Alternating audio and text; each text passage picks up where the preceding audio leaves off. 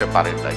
আপনি যেই ডিপ্লোমেসি তৈরি করেছেন হাসিনার লুটপাটের রাজ্যে কম যাননি সাংবাদিক নেতারাও।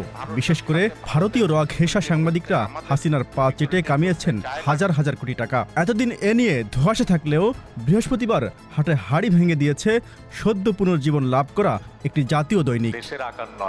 নৈতিক শক্তির বলেই অবস্থা। সংবাদপত্রটি তাদের প্রধান শিরোনাম করেছে সাংবাদিকদের লুটপাট নিয়ে। সেখানে বলা হয়েছে, জাতীয় প্রেস ক্লাবের সাধারণ সম্পাদক ও ভারতীয় গুপ্তচর খ্যাত সাংবাদিক শ্যামল দত্তের একার ব্যাংক হিসাবেই লেনদেন করা হয়েছে 1042 কোটি টাকা। কোনো শিল্প গ্রুপের মালিক না হয়েও কেবল একজন সাংবাদিকের এমন আর্থিক লেনদেনের চিত্র রীতিমতো বিস্ময়কর।